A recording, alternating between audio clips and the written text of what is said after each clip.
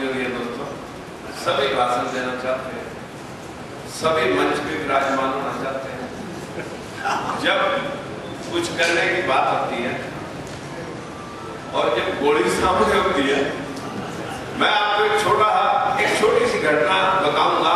बीच में कुछ आपका धन्यवाद करने से पहले इधर से हमारे नारायणगढ़ शुगर मिल में वो किसान मोर्चा के घासी राम नैन चले गए और एक व्यक्ति बड़ा जिम्मेदार था, वो मेरे को भी पकड़ के उसके पास ले गया। एमएलए है, मंत्री, बोला अपने पीछे तो गड़े मंत्री एमएलए हैं। बोला जी, जब उसने इतने शब्द किया तो मैंने कहा कि मैं किसान, आप किसानों का दर्द लेके आए, इसलिए मेरा फर्ज रहेगा, मेरी आत्मा ने माना नहीं कि मैं आपका समर्थन करेंगे अपने घर। बोले भाई जिम्मेदार तो यहाँ बादल और चौटाला भी है, ओडा तो ना होगा भी। मैंने कहा ना, मैं इतना भी नहीं हूं, ना मैं नेता ना मैं जिनका, मैं एक आम फक्कर फकीर हूं। लेकिन आप किसी का दर्द समेटने के लिए यहां पर आए हो, उस दर्द में मैं शरीक होना चाहता हूं। बोले भाई यहां कड़े दर्द में शरीक होने वाले खड़े, इस वास्ता आप बेगुनी में जाके खड़े हो। मैंने कहा जी ठीक। जब तक उसके ऊपर 100 लाठियां पुलिस ने बांधी, क्योंकि ये एरिया हमारा जो बहुत पीसफुल है, जब लाठी की बारी आती है तो फिर कोई शेर का बच्चा ही करता है, बाकी लोग होगा अपनी कमर बचा, बाकी देख लेंगे फिर बात। सारी दुनिया बाकी सिर्फ राजकुमार सैनी महाराज। साथियों, आज आप इस दरबार के हमारे रिटायर्ड आईएएस और आईपीएस बैठे हैं और यहीं पर हमारे साथ में आज जैसे आपके पास पूर्व विधायक बैठे हैं। और इस दर्द को अगर राजकुमार सैनी ने जो बोला भारतीय जनता पार्टी में रहे, लेकिन एक शेर ने बोला उन्हीं के बीच में रह के, हे भाई रणवीर गंगवा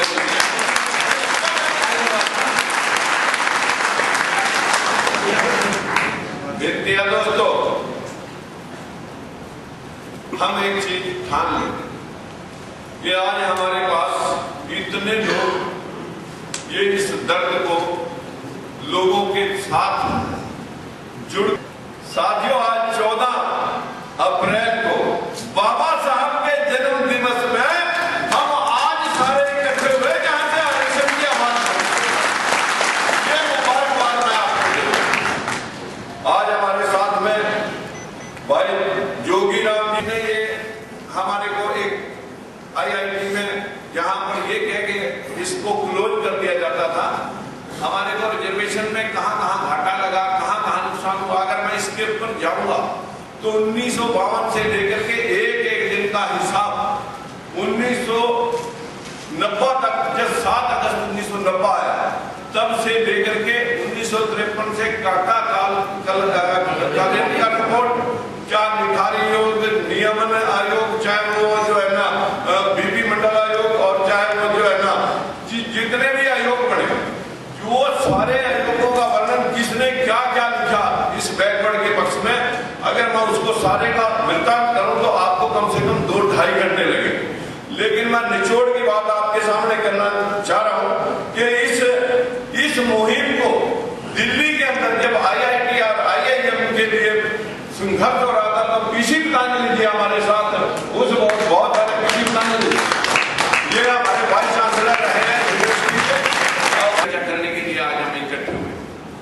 अगर आप ये सोच रहे हैं कि हम किसी का हक खा रहे हैं, तो हमें हक खाने नहीं, हमें तो कर्जा खाने नहीं। हमें किसी के इस देश के अंदर जो प्रजातंत्र है, इस प्रजातंत्र में आज तक कतई किसी भी जमात, किसी भी समुदाय में इस तरह की भाषणबाजी नहीं की जो आज भाषणबाजी हो रही है, जो प्रहार प्रजातंत्र पे हो रहे हैं, जो संविधान की अवहेलना हो रही है, उसकी सबसे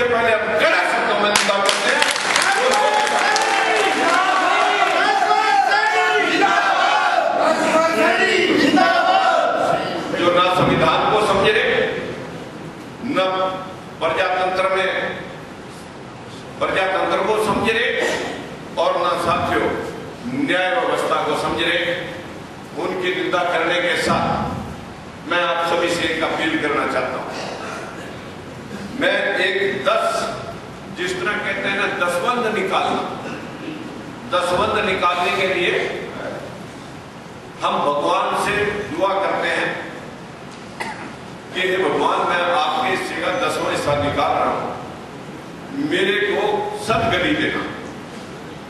अगर हमें सदगति की जगह सद्बुद्धि की बात मैं कह दूं कि हे भगवान, अगर हम ये 10 बातें मान लें तो हमें सद्बुद्धि देना कि हम इन नियमों पे, इन बातों पे अमल कर सकें।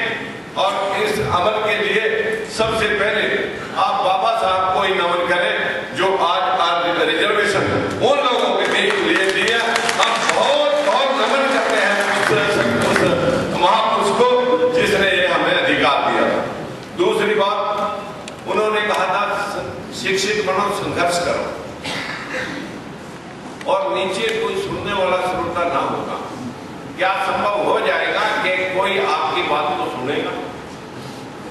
आपने एक चीज माननी पड़ेगी कि जैसे लोग कह रहे हैं उन्हीं का अनुसरण करो। उनका अनुसरण इसलिए मैंने कहना पड़ा, उनका अनुसरण करना हमारी मजबूरी होगी। वो लोग कह रहे हैं कि हम 3 जगह लड़ाई लड़ेंगे। सुप्रीम कोर्ट में हमारे लॉयर लड़ेंगे, हमारे वकील लड़ेंगे, पार्लियामेंट में हमारे एमपी लड़ेंगे, और जमीन पे हमारे लोग लड़ेंगे। तो साथियों, आज हम भी यही ऐलान करते हैं कि सुप्रीम कोर्ट में हमारे लॉयर लड़ेंगे, पार्लियामेंट में राजकुमार सैनी के साथ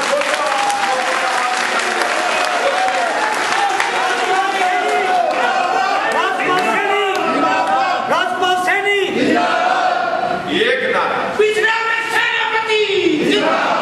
जिन्होंने कभी अन्याय के आगे चाहे चीफ मिनिस्टर कोई कितना धाकड़ और कितना लठबाज पूरा रहा, उन्होंने भी गर्दन साथियों झुका के दे देखी।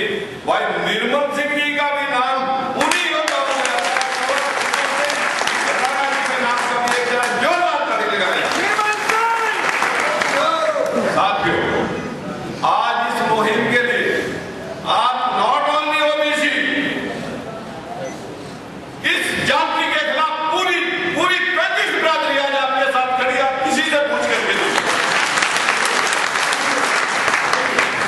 सभी को पता है अगर जंगल में शेर निकलता है वो पहले बड़े वाले को खा लेता है, फिर उसे छोटे के खा लेता है, ऐसा सबको निकल जाता है। साथियों, हम प्रजातंत्र की हिफाजत करना चाहते हैं। इस देश में कोई गदर ना फैले, उस बात को ध्यान में रखते हुए हम आपको आगाह करना चाहते हैं।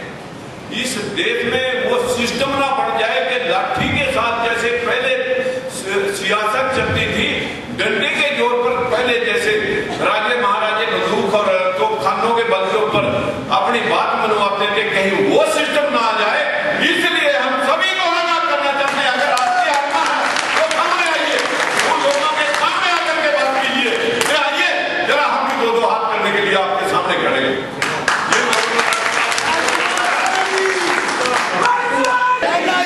नहीं चलेगी, राजकुमार सैनी आगे बढ़ो, हम तुम्हारे साथ हैं। दोस्तों, मेरे साथ होने की बजाय मैं आपके साथ आया हूं, मैं आपके साथ आया हूं। अन्यथा हर घर में हर कोई चाहता है कि मेरे घर की शांति डिस्टर्ब ना हो। मेरे घर के बच्चे आए, बड़ा कारोबार करते हैं, मैं कोई सड़क शाह लीडर नहीं हूं कि जिसका कोई दूसरे को फेंक दो सड़क पे और उसको धूप छाया था कोई असर नहीं होगा। जिस व्यक्ति ने मजदूरी की, मजदूरी के साथ लोगों के कहते हैं ना ईमानदारी में दम नहीं है।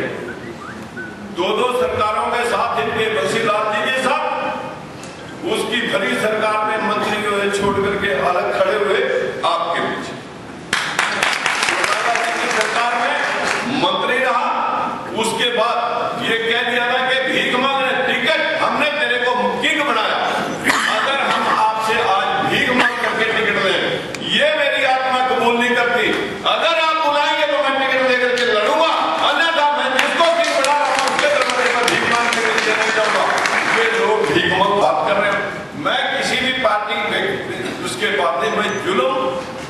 जाति के हमेशा खिलाफ रहा हूं, टिकट मांगने नहीं गया।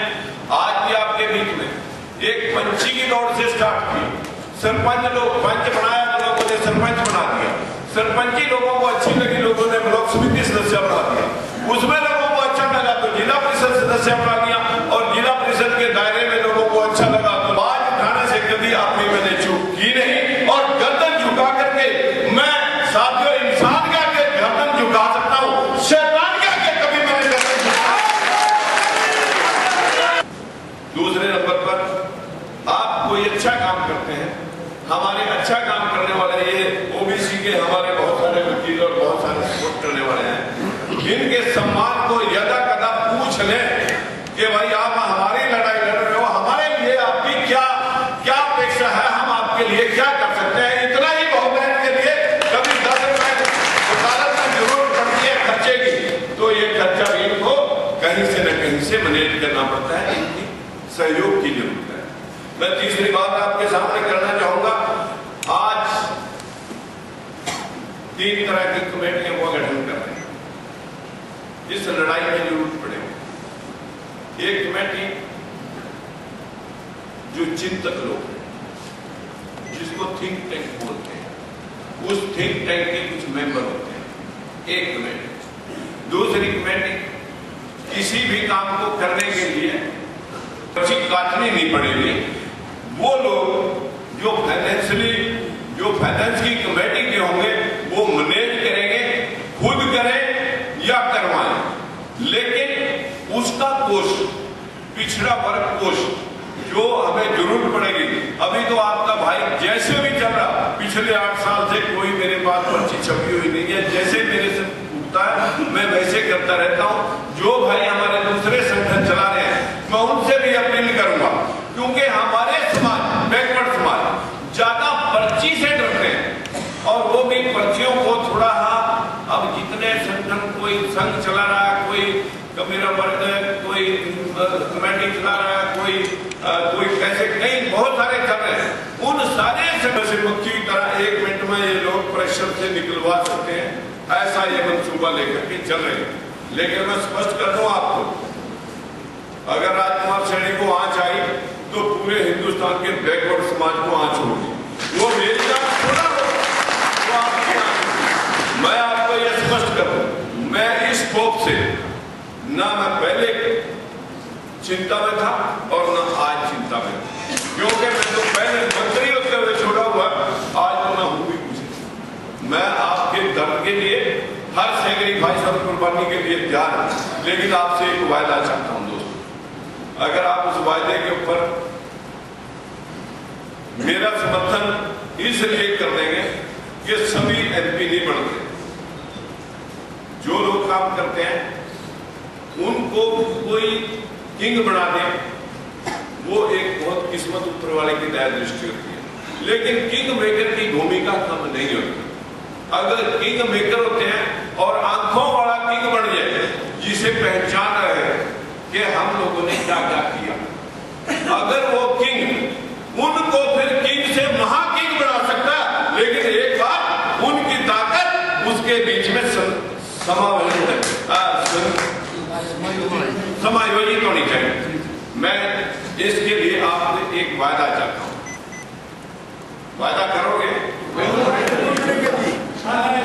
वायदा ऐसा है, जिसको संशय है वो हाथ खड़ा नहीं करे, वो करेगा जो मन और आत्मा से, पता नहीं मैं आपसे कहीं मतलब खूब करवाने का वादा कर दूं, कहीं मतलब जो संकोच जिसके मन में हो, कम से कम वो हाथ खड़ा ना। जो ये है कि मैं ब्लाइंडली आज जो आप कह रहे हो मैं उसके साथ खड़ा हूं, वो हाथ खड़ा, वो खड़ा नीचे कर लें, आप उनका हाथ खड़ा करवाना मेरे। चलो, अगर आपने अपना हक पाना, वो लोग क्या कहते हैं वही मैं भाषा आपको बताऊं, और उससे दूसरे नंबर पर हरिजन भाइयों से ही सीख लें। अगर आपने अपना हक पाना, ये तो 2 काम सीख सकोगे ना, वोट ट्रांसफर करना सीख,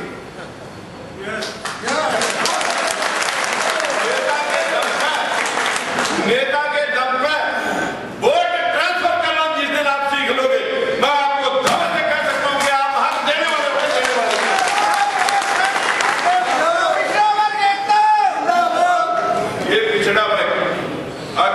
ब्राह्मण को बनाना चाहता है, अच्छा व्यक्ति है, हम उसको बनाएंगे। किसी राजपूत को बनाना है, हम उसको बनाएंगे। किसी बढ़िया को बनाना है, हम उसे भी बनाएंगे। किसी हरिजन को बनाना है, हम उसे भी बनाएंगे। किसी वाल्मीकि को बनाना है, उसे भी बनाएंगे। लेकिन सबसे पहले आपको नहीं बनाएंगे।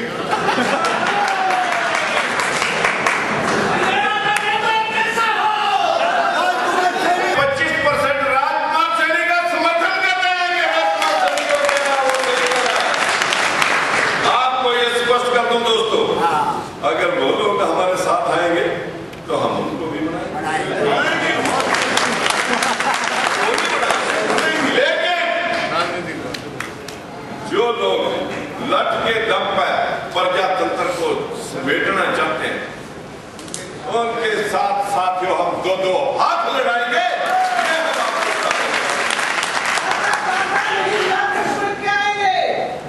क्या बोल रहे हैं? जिनको कमेरा वर्ग कहते हैं, और जब आरक्षण की आग 7 अगस्त 1990 को माननीय पूर्व प्रधानमंत्री वीपी सिंह जी ने मंडल आयोग की रिपोर्ट को लागू करके 52% लोगों को रिजर्वेशन देने के लिए 27% रिजर्वेशन की घोषणा की थी, तो हमारे ही इस प्रदेश के रहनुमा पूर्व उप प्रधानमंत्री चौधरी देवीलाल ने एक शब्द कहा था कि इन कमीनों को क्या जरूरत है आरक्षण की, हम इन कमीनों में भी नहीं लड़ेंगे।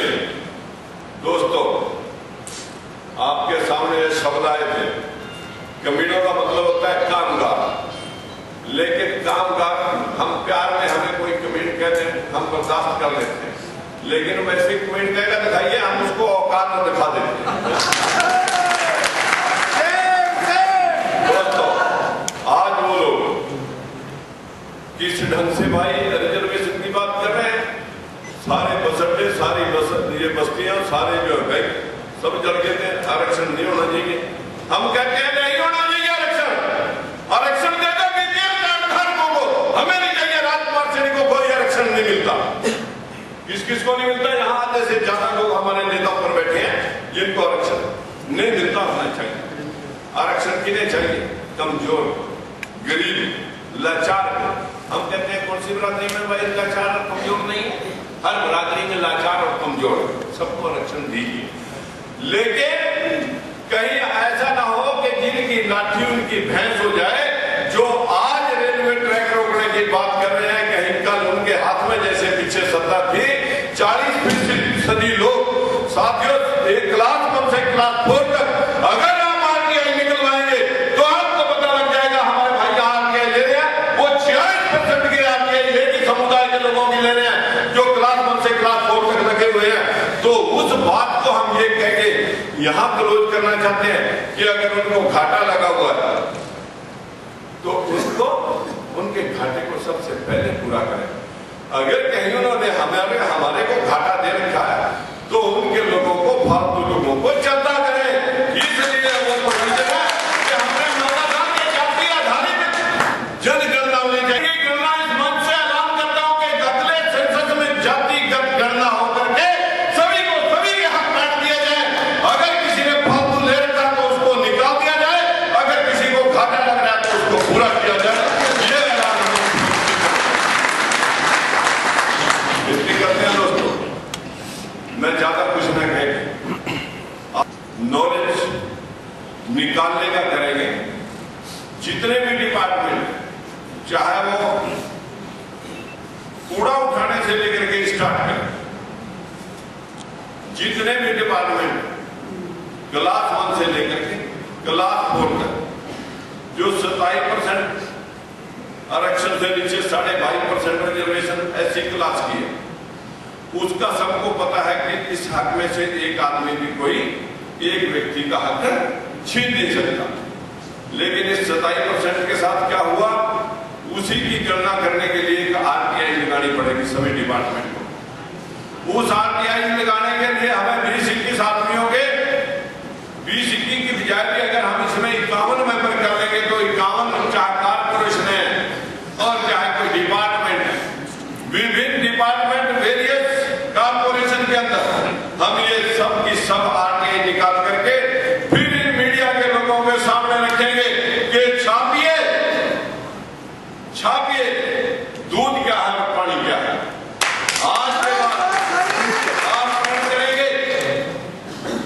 हम अगला पड़ाव RTI के कागजों के साथ मीडिया को बुला करके करेंगे। इसको हमें लेने में चाहे हमें 1 महीना लगे या 2 महीने लगे या 3 महीने लगे, ज्यादा जब RTI कहता है तो मेरे ख्याल 15 दिन का प्रोविजन है, 1 महीने का आएंगे और कागजों, तथ्यों और सबूतों के आधार पर आपके बीच में आएंगे, बताना चाहेंगे आपको। क्या आप अपने लोगों को बताइए कि ये हमारे साथ हुआ। मैं दोस्तों की जो अभी सोई पूरी की साथियों, अगर रेल का टाइम यहाँ से दिल्ली से 5 बजे जाने का, कुरुक्षेत्र से 5 बजे जाने, उससे पहले जिस व्यक्ति के हाथ में आज हमारी कमान है वो भी हमारे ओबीसी से आता है। हमें पूर्ण आस्था है, पूर्ण विश्वास है कि हमारे साथ कोई खिलवाड़ नहीं होगा। हम उनका धन्यवाद करेंगे। बराबर हो जाएगा।